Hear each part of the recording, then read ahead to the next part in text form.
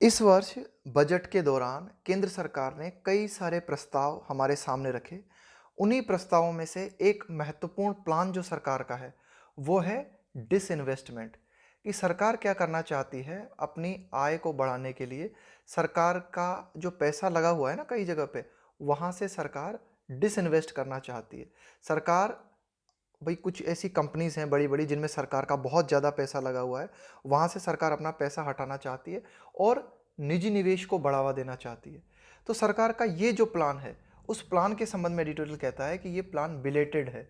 Belated का मतलब होता है जो देरी से आए, देरी से आने वाला, बट बोल्ड। कि भाई ठीक है, सरकार ये जो योजना लेके आई है ना डिसइन्वेस्टमेंट की, ये देरी से आया है लेकिन बहुत ही ज़्यादा बोल्ड है। बोल्ड का मतलब होता है बहुत ही दमदारी पूर्वक आप कोई काम करते हो ना, उसको बोलते हैं कि यार ये तो बड़ा बोल्ड डिसीजन लिया है ना, बहुत ही मतलब अहम फैसला। Execution will be critical. Execution का मतलब होता है किसी काम को अंजाम देना। क्रिटिकल यानी बहुत ही महत्वपूर्ण। For the strategic disinvestment policy. Unveiled, unveil का मतलब होता है अनावरण करना। किसी चीज़ का आप पहली बार उद्घाटन कर रहे हो है ना, पहली बार मतलब आप उसको अनावरण कर रहे हो तो उसको बोलते हैं अनवील करना। In the budget. तो एडिटोरियल क्या कहता है कि भाई बजट के दौरान जो रणनीतिक रूप से सरकार की डिसइन्वेस्टमेंट करने की जो योजना है जिसका अनावरण बजट के दौरान किया गया, तो इस योजना को अंजाम तक पहुंचाना बहुत ही ज़्यादा महत्वपूर्ण होगा, है ना। The governments spending plans for 2021-22 hinge on. Hinge on का मतलब होता है डिपेंड ऑन। इस तरह के शब्दों को याद रखा करो कि भाई ये शब्द है, इसके बाद में ऑन प्रीपोजिशन आता है। ये इस तरह के शब्द जो है ना बहुत काम आते हैं क्लोज टेस्ट में। तो सरकार का स्पेंडिंग प्लान्स का मतलब है कि सरकार का जो खर्चा करने का जो प्लान है ना, कि भाई सरकार जो पैसा करना चाहती है, खर्च करना चाहती है 2021-22 के दौरान, तो ये डिपेंड करता है किस पर। Better compliance. कॉम्प्लियंस का मतलब होता है पालन करना, कि भाई रूल्स एंड रेगुलेशंस का पालन करना। कॉम्प्लियंस। Lifting tax collections. कि भाई दो चीज़ें बहुत महत्वपूर्ण है। एक बात तो है कि सरकार टैक्स कलेक्शन बहुत ही बेहतर तरीके से करे, एंड एन एम्बिशियस प्लान। और एक सरकार की महत्वाकांक्षी योजना है टू रेज का मतलब है यहाँ पे उठाना नॉन टैक्स रेवेन्यू। कि भाई सरकार क्या करना चाहती है, नॉन टैक्स राजस्व प्राप्त करना चाहती है। नॉन टैक्स रेवेन्यू भाई एक तो हो गया टैक्स के माध्यम से आएगा, दूसरा है नॉन टैक्स रेवेन्यू। जैसे नॉन टैक्स रेवेन्यू हम किसे कह सकते हैं कि भाई सरकार ये जो डिसइन्वेस्टमेंट करेगी ना, कि भाई सरकार ने अभी कई कंपनीज में पैसा लगा रखा है, वहां से सरकार अपने पैसे को हटाएगी, तो ये क्या हुआ, इस माध्यम से जो सरकार को राजस्व प्राप्त होगा ये नॉन टैक्स रेवेन्यू की कैटेगरी में आएगा। तो ये है एडिटोरियल, इस लाइन में ये बताता है कि भाई ठीक है, सरकार ने जो योजना बनाई है वो योजना इन दो बातों पे डिपेंड करती है। आगे देखते हैं। Finance minister Nirmala Sitharaman has announced large scale monetisation of government sector assets. Assets का मतलब संपदा। मोनेटाइजेशन का मतलब होता है मौद्रीकरण। कि भाई मानो आपका घर है और उसमें दो कमरे पड़े हैं, खाली पड़े हैं, आपने उनको किराए पे चढ़ा दिया, इसका मतलब है आपने उनको मोनेटाइज कर दिया। मोनेटाइज कर दिया का मतलब है अब आपको उन कमरों से आय होने लगी। तो सरकार के पास ऐसे कई संसाधन हैं जो कि सरकार अब उनको मोनेटाइज करना चाहती है, जिनके माध्यम से पैसा आ सके। भाई हो सकता है सरकार के पास कई सारी जमीनें खाली पड़ी हुई है, अब इसको जो है किराए पे दे दे तो इसके माध्यम से पैसा आ जाएगा ना, तो इसी तरह से। तो finance minister Nirmala Sitharaman has announced कि वित्त मंत्री निर्मला सीतारमन ने इस बात की भी घोषणा की है, लार्ज स्केल मोनेटाइजेशन। कि भाई बड़े पैमाने पर जो विभिन्न सरकारी क्षेत्र है ना हमारे, गवर्नमेंट सेक्टर असेट, की भाई विभिन्न गवर्नमेंट क्षेत्र से जुड़ी हुई जो हमारी संपदा है उसका मोनेटाइजेशन करने की बात कही है निर्मला सीतारमन हमारी वित्त मंत्री ने। जैसे कि including vast tracts of land. ये ट्रैक्ट है ना, इसका मतलब है इलाका, क्षेत्र। जैसे कि भाई कई सारा सरकारी क्षेत्र है जो कि ऐसे ही पड़ा हुआ है, तो इसको मोनेटाइज किया जा सकता है। And is bank on. Bank on का मतलब है इस बात पे डिपेंड होना, है ना। एंड इज बैंक ऑन, इस बात का सहारा लेना। Banking on disinvestment receipts of ₹1.75 lakh crore. और जो भारत सरकार है ना, वो इस बात पे भी डिपेंड हो रहा है, मतलब इस बात पे भी निर्भर है। Disinvestment receipt. रिसिप्ट का मतलब है आपकी प्राप्ति, है ना, कि भाई कितना पैसा आपको प्राप्त होगा। तो ये डिसइन्वेस्टमेंट के माध्यम से लगभग 1.75 लाख करोड़ रुपए प्राप्त होगा। तो इस बात पे भी जो है हमारी सरकार जो है निर्भर है। और दूसरी बात हम क्या करना चाहते हैं कि जो विभिन्न जो हमारा गवर्नमेंट सेक्टर से जुड़ी हुई जो भी एसेट्स है ना, जैसे कि जमीन हो गई, उसका मोनेटाइजेशन करने की बात वित्त मंत्री निर्मला सीतारमन ने कही है। This includes likely inflow, inflow का मतलब है आना, जैसे पैसा आपके पास अंदर की ओर आना है ना, inflow from the strategic sale, sale का मतलब है यहाँ पे एक तरीके से आपने क्या किया, किसी चीज को बेच दिया है ना, किसी चीज को नीलाम कर दिया। स्ट्रेटजिक सेल ऑफ एंटाइटीज का मतलब है एक तरीके से, एंटाइटीज का मतलब हो गया क्या, कंपनी या कोई, मतलब कोई भी एंटाइटी सच एज, या कोई body such as Air India and BPCL. This includes, तो सरकार का ये जो डिसइन्वेस्टमेंट का प्लान है, तो इसमें भाई हमारे पास पैसा आएगा, लाइकली मतलब ऐसी संभावना है, इनफ्लो का मतलब है पैसा आएगा कहाँ से, from the strategic sale of entities, की भाई कुछ हमारे पास कुछ ऐसी बॉडीज हैं, उनको रणनीतिक रूप से सेल करने से ना, उनको एक तरीके से नीलाम कर देने से, जैसे कि एयर इंडिया है, बीपीसीएल है। अब इनमें जो पैसा लगा हुआ है ना सरकार का, वह पैसा एक तरीके से डिसइन्वेस्टमेंट के माध्यम से सरकार के पास वापस आ जाएगा।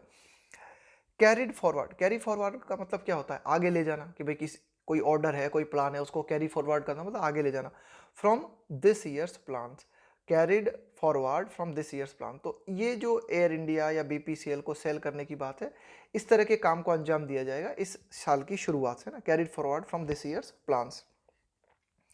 The listing of LIC could be completed as well, है ना, कि भाई लिस्टिंग, भाई इसको भी हम LIC को भी जो है ना, सरकार LIC के माध्यम से भी सरकार क्या करना चाहती है, पैसे को जो है लेना चाहती है। तो कुड बी, कि भाई ऐसा हो सकता है, could be completed as well, कि भाई ये जो LIC को एक तरीके से सेल करने की बात है ना, या वहाँ पर डिसइन्वेस्टमेंट करने की बात है, वह भी किया जा सकता है। द लिस्टिंग है ना, कि भाई LIC को भी इस लिस्ट में शामिल किया जा सकता है।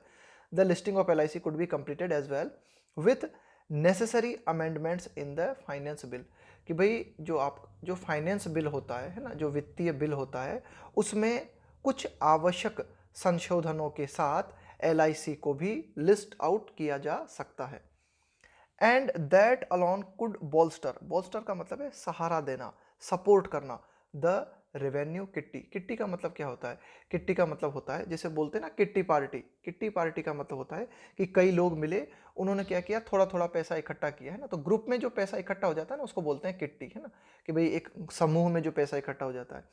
तो ठीक है कि सरकार डिसइन्वेस्टमेंट के माध्यम से जो है पैसा इकट्ठा करेगी, तो है ना, कोई पैसा एयर इंडिया से आया, कुछ बीपीसीएल से आया, इसी तरह से LIC से आएगा। तो ये एडिटोरियल कहना चाह रहा है कि that alone could bolster the revenue kitty, कि भाई LIC के माध्यम से ही जो पैसा आएगा ना, वो अकेला ही पर्याप्त है इस रेवेन्यू को बहुत ज़्यादा मात्रा में बढ़ाने के लिए ना। इसके माध्यम से जो रेवेन्यू किट्टी है, कि भाई जो रेवेन्यू इकट्ठा हो रहा है ना टुकड़े टुकड़ों में, उसमें बहुत ज़्यादा वृद्धि हो सकती है अकेले LIC के ही माध्यम से, है ना। आगे देखते हैं। मोस्ट सिग्निफिकेंट, सर्वाधिक महत्वपूर्ण, हावेवर हालांकि सर्वाधिक महत्वपूर्ण जो बात है, is the new strategic disinvestment policy for public sector enterprises, the new strategic disinvestment policy for public sector enterprises, कि भाई जो सार्वजनिक क्षेत्र है ना हमारे, पब्लिक सेक्टर एंटरप्राइजेस, कि भाई ऐसे क्षेत्र जो कि सार्वजनिक क्षेत्र में आते हैं, या ऐसी कंपनी जो सार्वजनिक कंपनीज हैं, उनमें सरकार जो डिसइन्वेस्टमेंट करने का प्लान बना रही ना, है ना, वह बहुत ज़्यादा महत्वपूर्ण है। एंड द प्रोमिस, और सरकार ने ये वादा भी किया है, to privatise 2 public sector bank, कि भाई 2 पब्लिक सेक्टर बैंक जो है वर्तमान में, जो 2 सार्वजनिक क्षेत्र से जुड़े हुए जो बैंक हैं, उनको प्राइवेटाइज करना है ना, एक तरीके से उनका निजीकरण करने का जो वादा सरकार ने किया है। इसके अलावा जो पब्लिक क्षेत्र से जुड़ी हुई जो एंटरप्राइजेस हैं, उनमें डिसइन्वेस्टमेंट की जो सरकार की पॉलिसी है, ये बातें बहुत ही ज़्यादा महत्वपूर्ण है। एंड, और ये भी चीज महत्वपूर्ण, and a general insurance company in the year, है ना, and a general insurance company, कि भाई ये चीजें बहुत ही ज्यादा महत्वपूर्ण है, कि भाई एक तो LIC हो गई, और दूसरा 2 सार्वजनिक क्षेत्र के बैंक हैं, उनको सरकार प्राइवेटाइज करना चाहती है। इसके अलावा पब्लिक क्षेत्र से जुड़ी हुई जो इकाइयां हैं, वहां पर डिसइन्वेस्टमेंट करना चाहती है। तो ये कुछ बातें बहुत ही ज्यादा महत्वपूर्ण है।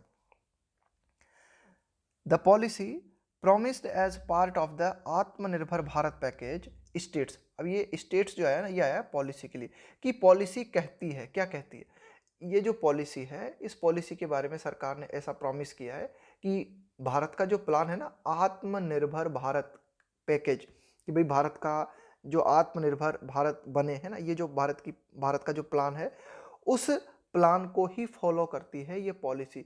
ये पॉलिसी कहती है the government will exit all businesses in non strategic sectors, देखो स्ट्रेटजिक का मतलब है जो रणनीतिक रूप से है ना, जो सामरिक दृष्टि से बहुत ज्यादा महत्वपूर्ण है। नॉन स्ट्रेटजिक मतलब जो उतना महत्वपूर्ण नहीं है रणनीतिक रूप से, है ना। तो ये पॉलिसी कहती है कि government will exit all businesses in non strategic sectors, कि भाई ऐसे क्षेत्र जो कि ज़्यादा महत्वपूर्ण नहीं है, रणनीतिक दृष्टि से ज़्यादा महत्वपूर्ण नहीं है, उन सभी क्षेत्रों से सरकार क्या करेगी, अपने पैसे को हटा लेगी, है ना, उन सभी बिजनेसेस से सरकार बाहर होगी। With only a bare minimum presence in four broad sectors, with only a bare minimum, bare का मतलब है मात्र, है ना, minimum presence in four broad sectors, कि भाई कुछ 4 बहुत ही बड़े क्षेत्र हैं, उन क्षेत्रों में सरकार बस नाम मात्र के लिए अपना पैसा लगाए रखेगी, बाकी जितने भी नॉन स्ट्रेटेजिक क्षेत्र हैं वहां से सरकार अपना पैसा हटा लेगी। दीज स्ट्रेटजिक सेक्टर्स आर का मतलब कि भाई ऐसे क्षेत्र जो कि रणनीतिक दृष्टि से बहुत ही ज्यादा महत्वपूर्ण है, जैसे कि एटॉमिक एनर्जी की बात करें ना, तो अब ये एटॉमिक एनर्जी कुछ ऐसा क्षेत्र है जो कि बहुत ही ज्यादा महत्वपूर्ण है ना, इनको आप फटाफट जो है पूरी तरह से निजी हाथों में नहीं सौंप सकते। स्पेस है, डिफेंस है ना, कि भाई रक्षा क्षेत्र है हमारा, है ना, इसको हम निजी हाथों में थोड़ी दे सकते हैं ना। तो कुछ ये इस तरह के कुछ क्षेत्र हैं जो कि बहुत ही ज्यादा महत्वपूर्ण है ना, ये मतलब एक तरीके से लगभग सरकार के कंट्रोल में है। एटॉमिक एनर्जी है ना, स्पेस है ना, अंतरिक्ष से संबंधित जो भी कार्य होते हैं, डिफेंस रक्षा से जुड़े हुए जो भी प्रोजेक्ट हैं, ट्रांसपोर्ट एंड टेलीकॉम है ना, कि भाई परिवहन है हमारा एक तरीके से, इसके अलावा टेलीकॉम है, दूरसंचार सेवा है, power, petroleum, coal and other minerals. तो ये सारी जो सेवाओं की हमने बात की ना, इन क्षेत्रों की बात की, ये बहुत ही ज़्यादा महत्वपूर्ण है। पावर है, पेट्रोलियम है, कोयला है, अदर मिनरल्स है, and banking and financial services, इसके अलावा बैंक से जुड़ी हुई या फिर जो वित्तीय सेवाएं हैं, उन ये जो सारे के सारे क्षेत्र हैं, ये इन क्षेत्रों में सरकार मतलब इनको सरकार इनको समझती है कि भाई ये जो है ये बहुत ही ज्यादा महत्वपूर्ण क्षेत्र है। आगे देखते हैं। इन इंडियाज ब्रीफ, ब्रीफ का मतलब है संक्षिप्त बट टॉर्चुअस हिस्ट्री। अब यहां पे ध्यान देना, ये जो टॉर्चुअस शब्द है ना, इसका मतलब होता है कॉम्प्लिकेटेड, जटिल, history of disinvestment since it began listing PSUs, public sector unit, है ना, पब्लिक सेक्टर यूनिट का मतलब है बड़ी बड़ी सरकारी क्षेत्र से जुड़ी हुई कंपनीज, है ना, on the stock markets through minority stake sales in the 1990s। In India's brief, भाई इंडिया की ज़्यादा बड़ी तो हिस्ट्री नहीं है, बहुत ही छोटी हिस्ट्री है, लेकिन ये जो इतिहास है ना भारत का, बहुत ही पेचीदा है। किस इतिहास की बात कर रहे हैं हम? डिसइन्वेस्टमेंट की, भाई भाई भाई भारत ने डिसइन्वेस्टमेंट करना कब से चालू किया है ना, कि भाई निवेश को हटाना। बीगन कब से चालू किया? Listing PSUs on the stock markets. भाई सरकार ने क्या किया कि जो भी पब्लिक सेक्टर यूनिट्स थी, है ना, इनसे इन इन पब्लिक सेक्टर यूनिट्स में से सरकार ने जब डिसइन्वेस्टमेंट की शुरुआत की, ये शुरुआत कब की? 1990 से शुरुआत की इस बात की, है ना, स्टॉक मार्केट का सहारा लेकर सरकार ने 1990 से इस डिसइन्वेस्टमेंट पॉलिसी की शुरुआत की थी। तब से अगर हम बात करें ना, ये छोटा सा इतिहास है इसका, और लेकिन बड़ा ही कॉम्प्लिकेटेड है ये इतिहास। This is undoubtedly the boldest stance yet. लेकिन अब जो सरकार करने जा रही है, कि नरेंद्र मोदी सरकार अब जो करने जा रही है ना, कि जिस स्तर पे डिसइन्वेस्टमेंट करने जा रही है, ये इस बात में कोई शक नहीं है कि ये जो कदम नरेंद्र मोदी सरकार उठाने जा रही है, ये सबसे बोल्ड कदम है। स्टांस का मतलब है दृष्टिकोण, रवैया। येट अब तक जो सरकार ने डिसइन्वेस्टमेंट किए हैं, अब तक सरकार ने जो भी डिसइन्वेस्टमेंट किए हैं, उन किए गए डिसइन्वेस्टमेंट में ये सबसे बड़ा कदम सरकार उठाने जा रही है, सबसे बड़ा बोल्ड कदम है ये। अब तक सरकार ने जो भी रुख लिया है, जो भी दृष्टिकोण लिया है ना, उनमें सरकार का बहुत ही महत्वपूर्ण और बहुत ही अहम कदम है इस बार जो सरकार करने जा रही है वो। ऑन इंटेंट, इंटेंट का मतलब होता है इरादा। इट गोज फर्दर, फर्दर मतलब और आगे जाना, है ना। On intent, it goes further than the Atal Bihari Vajpayee government's sales of a dozen odd PSUs, कि भाई अटल बिहारी गवर्नमेंट जो थी उस दौरान भी जो है सेल की गई थी, नीलामी की गई थी, किनकी? मतलब एक दर्जन भर कंपनीज जो थी हमारी पब्लिक सेक्टर यूनिट से जुड़ी हुई, है ना, एक दर्जन भर जो कंपनीज थी उनकी नीलामी की गई थी। लेकिन वर्तमान नरेंद्र मोदी सरकार जो है उस नीलामी से भी आगे जाती है। From hotels to bread makers, तो उस दौरान अटल बिहारी गवर्नमेंट सरकार के दौरान जो नीलामी की गई थी ना, वह नीलामी भी पब्लिक सेक्टर यूनिट से जुड़ी हुई कई कंपनीज की हुई थी, जिनमें कई होटल्स की नीलामी की गई थी, है ना, ब्रेड मेकर्स, है ना, ब्रेड बनाने वाले, मतलब कई सारी कंपनीज की नीलामी की गई थी। लेकिन ये कदम जो नरेंद्र मोदी सरकार लेने जा रही है, ये कदम उससे भी बड़ा है। सम कुछ कंपनीज की अगर हम बात करें, जैसे कि इंक्लूडिंग बाल्को है, हिंदुस्तान जिंक है, where the government still has residual minority stakes, कि भाई ये कुछ ऐसी कंपनी है जैसे कि बाल्को है, हिंदुस्तान जिंक है, इनमें सरकार का अभी भी कुछ हिस्सा बाकी है ना। स्टेक मतलब है आपका आपका हिस्सा कितना है उस चीज में, आपकी हिस्सेदारी कितनी है। तो अभी भी सरकार की कुछ माइनॉरिटी ना, रेसिडुअल का मतलब है कुछ अवशेष के रूप में है ना, कुछ हिस्सेदारी अभी भी इन कंपनीज में सरकार की बाकी है। Have fared much better under private management. तो एडिटोरियल कहता है कि भाई इनको क्या किया था, हमने नीलाम कर दिया था। जैसे बाल्को है, हिंदुस्तान जिंक है, पहले यह पूरी तरीके से सरकार के कंट्रोल में हुआ करती थी। इसके बाद में क्या किया सरकार ने, इनमें डिसइन्वेस्टमेंट कर दिया। और फिर हालांकि सरकार का इनमें हिस्सा रहा, लेकिन बहुत ही कम रहा सरकार का हिस्सा इन कंपनीज में। Have fared much better, fare better much, fared much better का मतलब है अब इन्होंने बहुत ही अच्छा प्रदर्शन किया है। फेयर्ड मच बेटर का मतलब है इनका प्रदर्शन बहुत ही अच्छा रहा है अंडर प्राइवेट मैनेजमेंट, निजी निवेश में। कि भाई निजी क्षेत्रों में जब से इन कंपनीज को हमने दिया है, तो निजी प्रबंधन में इन कंपनीज ने बहुत ही अच्छा प्रदर्शन किया है। ये डिटेल बात करना चाहता है। It can be no one's case, है ना। अब देखो इसका मतलब क्या होता है, अगर हम बात करें ऑन वंस केस, इस ऑन मतलब कोई भी चीज ऑन वंस केस है, इसका मतलब है on one's, to be on one's case होने का मतलब है किसी चीज की बहुत ही ज्यादा आलोचना करना, है ना। It can be no one's case, तो इसका मतलब यह क्या हुआ कि भाई इस बात की आलोचना नहीं की जा सकती that India's public sector remains at the commanding Heights of the economy. कि भाई इंडियाज पब्लिक सेक्टर, कि भाई भारत का जो सार्वजनिक क्षेत्र से जुड़ी हुई जो भी कंपनीज हैं, है ना, यानी कि भारत का जो सार्वजनिक क्षेत्र है रिमेन्स, वह बना हुआ है। क्या बना हुआ है, at the commanding height of the economy. कि भाई जो अर्थव्यवस्था है ना, उसको कमांड करता है ना, कि भाई अर्थव्यवस्था में बहुत ही महत्वपूर्ण है भारत के पब्लिक सेक्टर से जुड़ी हुई कंपनीज, है ना, इस बात में कोई शक नहीं है ना। अपार्ट फ्रॉम, इसके अलावा, रेज, रेज का मतलब है उठाना, precious revenues, apart from raising precious revenues the sale और क्लोजर ऑफ सच फर्म्स। कि भाई ठीक है कि भाई ये जो पब्लिक सेक्टर से जुड़ी हुई इन कंपनीज की बात कर रहे हैं, पब्लिक सेक्टर से जुड़ी हुई इन कंपनीज की बात कर रहे हैं हम, कि भाई अपार्ट फ्रॉम, इसके अलावा, कि भाई ठीक है प्रीसियस रेवेन्यू, कि भाई ठीक है ये जो बड़ी बड़ी पब्लिक सेक्टर से जुड़ी हुई जो कंपनीज हैं इनको हम सेल करेंगे, तो इनके माध्यम से बहुत ही मूल्यवान, प्रीसियस का मतलब है कीमती या मूल्यवान, ठीक है, बहुत ही ज़्यादा प्रीसियस राजस्व की प्राप्ति तो हमें होगी ही, साथ ही साथ द सेल और क्लोजर ऑफ सच फर्म्स, की इस फर्म्स का मतलब है कंपनीज, कि भाई इस कंपनीज का सेल का मतलब है एक तरीके से नीलामी करना या बंद कर देना। लेकिन साथ ही साथ इस तरह की जो बड़ी बड़ी पब्लिक सेक्टर से जुड़ी हुई जो कंपनीज हैं, इनको या तो बंद कर देना या इनकी नीलामी कर देने से क्या होगा, विल हेल्प, मदद मिलेगी द एक्सचेकर, एक्सचेकर का मतलब है यहाँ पे राजकोष, सरकारी खजाना, stop throwing good money after bad, तो हमारे राजकोष को मदद मिलेगी कि क्या बंद हो जाएगा, स्टॉप, थ्रो का मतलब है फेंकना, गुड मनी आफ्टर बैड। कि भाई अभी क्या हो रहा है, कई क्षेत्र हैं हमारे पब्लिक सेक्टर से जुड़े हुए कई क्षेत्र हैं, वहां पे क्या है हमें हानि हो रही है, लेकिन फिर भी हमें क्या करना पड़ रहा है, सरकार को वहां पे पैसा लगाना पड़ रहा है, तो कम से कम ये बंद हो जाएगा काम। Throwing good money after bad, throw good money after bad का मतलब होता है कि भाई कोई चीज जहां आपको लाभ हो ही नहीं रहा है या फिर लाभ आपको बहुत कम हो रहा है और वहां आपका पैसा ज्यादा लग रहा है, उसको बोलते हैं throw good money after bad, तो ये बंद हो जाएगा उसके माध्यम से कम से कम।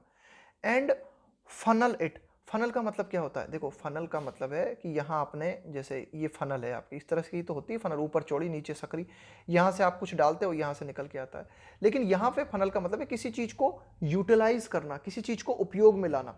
कि भाई ठीक है कि अभी जो पैसा पब्लिक सेक्टर से संबंधित जो कंपनीज है, उन कंपनीज में अभी सरकार का जो पैसा बर्बाद हो रहा है ना, सरकार ठीक से यूज नहीं कर पा रही, तो अगर इनको सेल कर देगी या इनको बंद कर देगी, तो वो एक तो वो पैसा जाना बंद हो जाएगा, दूसरा जो राजस्व की प्राप्ति होगी इन कंपनीज की सेल से, जो राजस्व की प्राप्ति होगी सरकार को, उस पैसे का सरकार उपयोग कर सकेगी। एंड फाइनल का मतलब उस पैसे को सरकार यूटिलाइज करेगी कहां पर, into more productive Endeavour, endeavours का मतलब है प्रयास, है ना, प्रोडक्टिव का मतलब है उत्पादक, कि भाई सरकार के अन्य कई प्रयास हैं, सरकार की अन्य कई योजनाएं हैं जो कि ज्यादा उत्पादक हो सकती है, तो उन उत्पादक कामों में ये पैसा काम आएगा। इट इज नॉट क्लियर, यह बात स्पष्ट नहीं है, why it took the Narendra Modi administration so long, so long का मतलब है कि भाई इतना लंबा समय कैसे लग गया, ये बात स्पष्ट नहीं है। Why took the Narendra Modi, कि भाई जो नरेंद्र मोदी प्रशासन है उसे इतना लंबा समय कैसे लग गया, है ना, ये बात स्पष्ट नहीं है। टू आर्टिकुलेट, आर्टिकुलेट मतलब है स्पष्ट तरीके से कहना, दिस प्लान, और मेक हेडवे कि भाई इस प्लान को बिल्कुल स्पष्ट तरीके से सामने लाने में इतना टाइम क्यों लग गया नरेंद्र मोदी प्रशासन को, ये बात स्पष्ट नहीं है ना। और मेक हेडवे ऑन, देखो हेडवे का मतलब है किसी दिशा की ओर बढ़ना, है ना। हेडवे ऑन दिस फ्रंट का मतलब है मोर्चा, on this front even without such a blueprint, और make headway on this front even without such a blueprint. Blueprint का मतलब क्या होता है? ब्लूप्रिंट का मतलब होता है एक तरीके से रोड मैप, है ना, एक तरीके से कच्चा डिजाइन। भाई आपको एक बिल्डिंग बनानी है तो पहले तो ब्लूप्रिंट बनाओगे ना कि भाई बिल्डिंग कैसे बनेगी, यहाँ पे नींव खुदेगी, यहाँ यहाँ कमरे बनेंगे, तो उसको बोलते हैं ब्लूप्रिंट। तो यही है कि भाई सरकार को इस ओर बढ़ने में, इस डायरेक्शन में बढ़ने में, है ना, बिना किसी ब्लूप्रिंट के इस डायरेक्शन में बढ़ने में या फिर इस प्लान को कहने में इतना टाइम कैसे लग गया, ये बात स्पष्ट नहीं है। As the PM had declared, क्यों? क्योंकि जो हमारे प्राइम मिनिस्टर हैं इन्होंने इस बात की घोषणा की थी। देखो पीएम के साथ अगर नाम लिखा होता है ना व्यक्ति का, जैसे यहाँ पे लिखा होता पीएम नरेंद्र मोदी, तो यहाँ पे द नहीं लगता, लेकिन व्यक्ति के नाम के बिना इस पोस्ट का अगर हम जिक्र करेंगे ना तो वहाँ पे द का प्रयोग करेंगे। As the PM had declared, भाई जैसा कि हमें पता है कि प्राइम मिनिस्टर नरेंद्र मोदी ने डिक्लेयर किया था, घोषणा की थी, कब? बैक इन 2014, है ना, 2014 के दौरान, है ना। अगर पीछे चले जाएं हम, 2014 में प्राइम मिनिस्टर नरेंद्र मोदी ने घोषणा की थी क्या? That the government had no business being in business. देखो बिजनेस का यहाँ पे मतलब है काम, और यहाँ पे बिजनेस का मतलब है व्यापार। इस बिजनेस का मतलब है काम, कि भाई ये मेरा बिजनेस नहीं है, मतलब ये मेरा काम नहीं है, मुझे इससे कुछ लेना देना नहीं है। बीइंग का मतलब है होना। भाई नरेंद्र मोदी हमारे जो प्राइम मिनिस्टर हैं, इन्होंने 2014 के दौरान ये घोषणा की थी कि सरकार का व्यवसाय में होना सरकार का काम नहीं है ना। सरकार ने कहा था कि भाई ये जो व्यवसाय है इनको व्यवसाय करने वाले लोग संभालें, सरकार का काम है प्रशासन को संभालना। तो ये बात उन्होंने 2014 के दौरान कही थी। इसके बावजूद भी ये जो डिसइन्वेस्टमेंट की जो पॉलिसी सरकार लेके आई है, इसको स्पष्ट तरीके से हमारे सामने रखा है, तो इसे इतना टाइम कैसे लग गया, ये एडिटोरियल कहना चाहता है। Now that the policy is in place, कि भाई now that the policy is in place, कि भाई ठीक है अब पॉलिसी बिल्कुल एकदम जहां पे होनी चाहिए थी वहां पे रख दी गई है, पॉलिसी को रख दिया गया है। टैक्टफुल एग्जीक्यूशन, टैक्टफुल का मतलब है बिल्कुल कुशलता पूर्वक, एग्जीक्यूशन का मतलब है किसी काम को अंजाम देना। कि भाई ठीक है अब ये पॉलिसी तो हमारे सामने आ गई है, पॉलिसी रख दी गई है ना। अब जो बात महत्वपूर्ण है वो है कि कुशलता पूर्वक इस काम को अंजाम दिया जाए। विल बी एज क्रिटिकल, कुशलता पूर्वक इस पॉलिसी को अंजाम देना भी उतना ही महत्वपूर्ण होगा as dealing with. Deal with का मतलब है किसी चीज का सामना करना, किसी चीज से निपटना। Dealing with the usual pockets of resistance, resistance का मतलब है प्रतिरोध। That would crop up, crop up का मतलब क्या होता है? अचानक से उगाना। जैसे कुकुरमुत्ते होते हैं ना, कुकुरमुत्ते होते हैं अचानक से, जैसे बारिश के दौरान अचानक से कुकुरमुत्ते जो है वे क्रॉप अप होने लगते हैं ना, अचानक से उभर उभर के सामने आने लगते हैं। तो एडिटोरियल क्या कह रहा है कि भाई सरकार का ये जो पॉलिसी है डिसइन्वेस्टमेंट की, इसका प्रतिरोध भी उभर के सामने आएगा ना। क्रॉप अप का मतलब है कहीं कहीं से प्रतिरोध भी देखने को मिलेगा, ये प्रतिरोध कर रहा है, वो प्रतिरोध कर रहा है ना, कुछ पॉलिटिकल पार्टीज अपोज कर रही हैं, तो ये प्रतिरोध भी जगह जगह से देखने को मिलेगा, और उस प्रतिरोध से भी सरकार को डील विथ करना पड़ेगा, मतलब उसको भी टैकल करना पड़ेगा, उसको भी हैंडल करना पड़ेगा। तो ये एडिटोरियल कह रहा है कि भाई ठीक है पॉलिसी तो सरकार ने रख दी है, लेकिन इस पॉलिसी को कुशलतापूर्वक तरीके से अंजाम देना भी उतना ही महत्वपूर्ण है जितना महत्वपूर्ण है प्रतिरोध का सामना करना जो कि उभर के सामने आएंगे। That would crop up while stock markets on a high.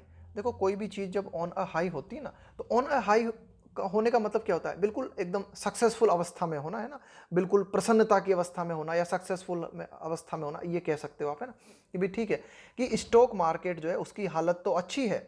While, जबकि अगर हम बात करें while stock markets on a high, कि भाई ठीक है स्टॉक मार्केट तो एक बहुत ही अच्छे लेवल पे चल रहा है, बिल्कुल एकदम बहुत ही बढ़िया चल रहा है स्टॉक मार्केट तो, लेकिन the financial capacity of potential bidder, financial capacity आर्थिक क्षमता ऑफ पोटेंशियल का मतलब है संभावित, बिडर का मतलब है बोली लगाने वाले, may not be optimal, optimal का मतलब है ज़्यादा से ज़्यादा, कि भाई ठीक है ये thanks to the pandemic, pandemic का मतलब है वैश्विक महामारी, कोरोना वायरस की बात की जा रही है, थैंक्स टू, कि भाई ये तो यहाँ पे थैंक्स टू का मतलब है बिकॉज ऑफ पैंडेमिक, कि भाई कोरोना वायरस के चलते ज़्यादातर जो लोग हैं या ज़्यादातर जो कंपनीज हैं उन सब की आर्थिक हालत ठीक नहीं है, उनकी फाइनेंशियल कैपेसिटी ठीक नहीं है। तो जो संभावित बोली लगाने वाले हो सकते हैं कि भाई ठीक है सरकार का डिसइन्वेस्टमेंट का प्लान है, लेकिन ये जो जिन क्षेत्रों से सरकार डिसइन्वेस्टमेंट करेगी तो नीलामी करेगी ना सरकार, तो खरीदने वाले जो लोग हैं ना उनकी आर्थिक क्षमता बड़ी कमजोर चल रही है, और वो चल रही है थैंक्स टू द पेंडेमिक, वो चल रही है बिकॉज ऑफ पेंडेमिक, वैश्विक महामारी के चलते। तो ये एडिटर कहता है कि भाई जो पोटेंशियल बिडर्स हो सकते हैं, जो संभावित बोली लगाने वाले हो सकते हैं, उनकी संख्या ज़्यादा हमें देखने को नहीं मिल सकती। क्यों? उनकी आर्थिक क्षमता ठीक नहीं है। और वो क्यों ठीक नहीं है? पेंडेमिक के कारण। अमॉन्ग इट्स मल्टीपल चैलेंजेस, कि भाई सरकार के सामने मल्टीपल चैलेंजेस हैं, मतलब कई सारी विविध चुनौतियां हैं सरकार के सामने। The government will need to create confidence, भाई कई सारी चुनौतियां हैं सरकार के सामने। उन चुनौतियों की हम बात कर लेते हैं, जैसे कि क्या क्या चुनौतियां हैं सरकार को जरूरत होगी, किन किन चीज़ों की सरकार को जरूरत होगी, क्या क्या चुनौतियां सरकार के सामने।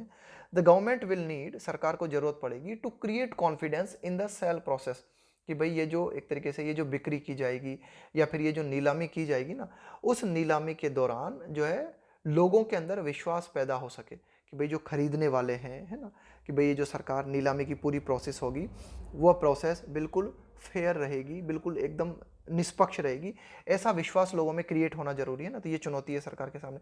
इंश्योर, सरकार को ये सुनिश्चित करना होगा a semblance of fair valuation, semblance का मतलब है समानता, ऑफ फेयर वैल्यूएशन, वैल्यूएशन का मतलब है एक तरीके से मूल्यांकन करना, कि भाई सरकार को यह भी सुनिश्चित करना होगा, फेयर का मतलब है बिल्कुल साफ, बिल्कुल ईमानदारी पूर्वक, है ना, अ सेम्बलेंस ऑफ फेयर वैल्यूएशन, कि बिल्कुल एकदम ईमानदारी पूर्वक तरीके से जो है वैल्यूएशन किया जा सके। Give officers some cover from potential post transaction witch hunt, give officers some cover from potential, potential का मतलब है संभावित, पोस्ट ट्रांजैक्शन, देखो ट्रांजैक्शन का मतलब होता है लेन देन, पोस्ट ट्रांजैक्शन का मतलब है लेन देन हो गया उसके बाद में। विच हंट, देखो विच हंट का मतलब क्या होता है? विच हंट का मतलब होता है कि भाई आप क्या करना चाहते हो, किसी को पनिश करना चाहते हो आप। विच हंट का मतलब होता है कि आप किसी को पनिश करना चाहते हो, तो उसके पीछे जो है ना आप ढूंढने की कोशिश करते हो, कुछ कारण ढूंढने की कोशिश करते हो। To attempt to find and punish people, कि भाई आप क्या करते हो कि जानबूझ के कुछ मिल जाए आपको जिसके चलते लोगों को दंडित किया जा सके। बाय ऑडिटर्स, है ना, by auditors and investigating agencies. देखो क्या है कि ये बड़े स्तर पे जो काम किए जाते हैं ना, बड़े स्तर पे नीलामी होती है, तो ठीक है ट्रांजैक्शन हो गया, सरकार और किसी कंपनी, निजी कंपनी के बीच में ट्रांजैक्शन हो गया। उसके बाद में क्या है कि सरकार क्या करती है कि भाई सरकार के जैसे ऑफिसर्स हैं, इनकम टैक्स विभाग से जुड़े हुए ऑफिसर्स हैं ना, है ना, ऑडिटर है ना, कि भाई ये जो लेखा विभाग से जुड़े हुए जो ऑफिसर्स हैं ना, या फिर सरकार की विभिन्न इन्वेस्टिगेटिंग एजेंसी से, वे इन्वेस्टिगेट करती हैं कि भाई आपके पास इतना पैसा कहाँ से आया, आपने इतना खरीदा, किस बैंक में आपके पैसा जमा है। तो ये जो कुछ ऐसे काम कि भाई ठीक है, जो थोड़ी बहुत जांच पड़ताल होती है वो तो की जानी चाहिए, लेकिन आप विच हंट करो। विच हंट का मतलब है जानबूझ के किसी के खिलाफ, है ना, कुछ मिल जाए आपको और फिर आप उसके खिलाफ कुछ कार्रवाई कर सको, है ना, तो उसको बोलते हैं। तो इससे भी सरकार को बचना चाहिए, मतलब है ना, थोड़ा सा कि मतलब इतना ज़्यादा कि भाई ऑडिट हो रही है कंपनी का, है ना, ऑडिट है ना, कंपनी का ऑडिट किया जा रहा है, देखा जा रहा है कि कंपनी के पास इतना पैसा कहाँ से आया। तो ये जो संभावित काम सरकार का हो सकता है, इसको इसको भी जो है सरकार को मतलब एक लिमिटेड वे में हो, ये सरकार को सुनिश्चित करना होगा। सीक्वेंस द सेल्स, और सरकार ये जो सेल करने जा रही है ना, इसको भी सीक्वेंस वाइज करना होगा, सो दैट, ताकि भाई भाई पहले किसे बेचें, फिर किसे बेचें, फिर किसे बेचें, तो इसका भी एक सीक्वेंस होना चाहिए, सो दैट, ताकि the economy does not face shocks और क्रिएट मोनोपोलिस, ताकि जो हमारी अर्थव्यवस्था है उसको झटके ना लगे, है ना, कि भाई अचानक से अगर आप ज़्यादा ऊंच नीच करोगे ना, तो अर्थव्यवस्था को मतलब धीरे धीरे, है ना, अर्थव्यवस्था का संतुलन बना रहे। और क्रिएट मोनोपोलिस, मोनोपोलिस का मतलब है एकाधिकार, या फिर कोई एक निजी निवेश, कोई एक कंपनी है, कोई एक निजी निवेश करने वाला व्यक्ति है, वो ही ना खरीद ले सारी चीज़ों को, किसी की मोनोपोली ना क्रिएट हो जाए। एंड मोस्ट ऑफ ऑल, और सर्वाधिक महत्वपूर्ण जो बात है, manage electoral pressures. Electoral pressures का मतलब है चुनावी दबाव। इन जुरिस्डिक्शंस, जुरिस्डिक्शन का मतलब है क्षेत्र, है ना, कि भाई अधिकार क्षेत्र, where these units would be located, कि भाई ठीक है कि ये जो यूनिट्स होंगी, ये जो इकाइयाँ होंगी जिनको सरकार बेचेगी और कोई निजी कंपनीज खरीदेंगी, तो निजी कंपनीज खरीदने के बाद में कहाँ इनको लोकेट करेंगी, है ना, तो इसका भी एक चुनावी दबाव सरकार के ऊपर रहेगा, है ना। तो इसको भी जो है सरकार को जो है सुनिश्चित करना होगा, है ना, कि भाई कि इस चुनावी दबाव को भी सरकार को मैनेज करना होगा। आगे देखते हैं। अ सिंगल कंट्रोवर्शियल ट्रांजैक्शन, कि भाई अगर एक भी विवादास्पद ट्रांजैक्शन हुआ ना, कि भाई ये जो सेल होने जा रही है सरकार के बीच में और निजी कंपनीज के बीच में, अगर इस सेल के दौरान एक भी लेन देन ऐसा हुआ जिसके बारे में विवाद पैदा हो गया, कंट्रोवर्शियल का मतलब है विवाद, है ना, कि भाई अगर ऐसा लग गया कि अरे नहीं यहाँ पे तो भ्रष्टाचार हुआ, अगर ऐसा कोई भी विवाद अगर सामने आया ना, तो सरकार की इमेज जो है डाउन हो जाएगी और लोगों का विश्वास कम हो जाएगा और सरकार को मतलब बहुत ही घाटा उठाना पड़ सकता है और हम इसको झेल नहीं सकते। इल अफोर्ड, है ना, अफोर्ड का मतलब क्या होता है कि भाई किसी चीज का खर्चा आप उठा सकते हो, किसी चीज को आप झेल सकते हो। तो यहाँ पे इल अफोर्ड का मतलब हुआ कि भाई हम इसको जो है ना, ये हम अफोर्ड नहीं कर सकते। तो ये एडिटर कह रहा है कि a single controversial transaction could scuttle, scuttle का मतलब है बिगाड़ देना, है ना, कि भाई एक अगर विवादास्पद, एक भी लेन देन अगर विवादास्पद हुआ तो वह बिगाड़ सकता है। किस चीज को बिगाड़ सकता है? द मोमेंटम का मतलब है चाल, रफ्तार, बिहाइंड सच अ प्लान, कि भाई सरकार का जो पूरा की पूरा प्लान है ना, इस प्लान के पीछे जो भी गति है, मतलब उसकी स्पीड कम हो सकती है, कि सरकार की जो सेल करने की जो स्पीड है, सरकार का जो प्लान है, वह उस पूरे प्लान को झटका लग सकता है अगर कोई भी विवादास्पद बातें सामने आई। And India can ill afford it, और भारत इस समय ऐसी हालत में नहीं है कि इस बात को झेल पाए, है ना, यानी कि कोरोना वायरस के चलते पहले ही हमारी अर्थव्यवस्था की हालत खराब है, तो हम ऐसी बातों को नहीं झेल सकते कि मान लो कहीं ट्रांजैक्शन के दौरान विवाद पैदा हो जाए तो लोगों का कॉन्फिडेंस कम हो जाए और ये जो हम सेल करने जा रहे हैं ये पूरा की पूरा प्लान ही हमारा बिगड़ जाए। तो भारत इस बात को नहीं झेल सकता, है ना। तो इल अफोर्ड करने का मतलब होता है कि आप किसी चीज को रोकना चाहते हो। क्यों रोकना चाहते हो? क्यों? क्योंकि ये चीज आपके लिए हानिकारक हो सकती है। तो आप यहाँ पे क्या रोकना चाहते हैं? हम चाहते हैं कि किसी भी तरह का कंट्रोवर्शियल ट्रांजैक्शन नहीं हो, ताकि जल्द से जल्द सरकार का ये जो एम्बिशियस प्लान है ये पूरा हो सके।